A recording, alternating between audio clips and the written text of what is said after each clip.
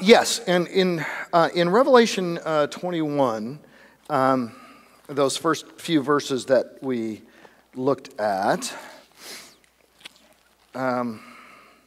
it says, "Then I saw a new heavens and a new earth, for the first heaven and the first earth had passed away. I saw the holy city, the new Jerusalem, coming down out of heaven from God." Now, the new earth isn't coming down out of heaven from God. The new earth, we're not told where it's coming from. It's just simply, it may be in the exact position in space. Of course, we're always moving through space, that it was, but it's refashioned, it's reformed, it's resurrected. But then we have something different. We have coming out of heaven, which I would take to be the heaven, the immediate dwelling place of God, because remember, he has not yet relocated himself to the new earth. He's about to. New earth's created or fashioned, and he's going to bring down with him the new Jerusalem, the heavenly city that Hebrews speaks of and other portions. And when he brings it down to the new earth, then you see it coming down, and then it's placed on the new earth. Well, how does that work with what's the heavenly city now? I did not talk about this that's in the present heaven.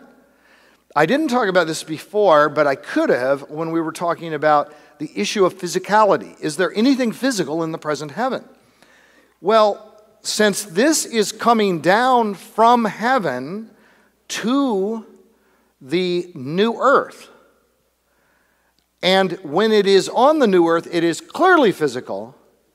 Either it somehow is spiritual in the present heaven and becomes physical when it's brought down to earth, or it's already physical in the present heaven.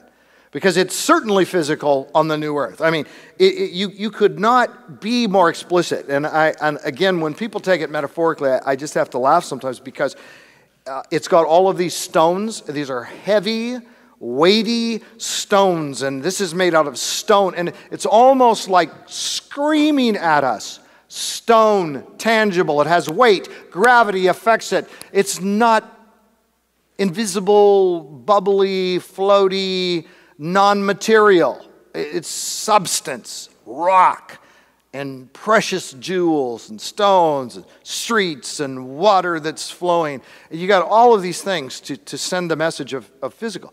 So, is that New Jerusalem, which we know is physical when it comes down to the new earth, and we know it comes from the present heaven, is it presently in heaven?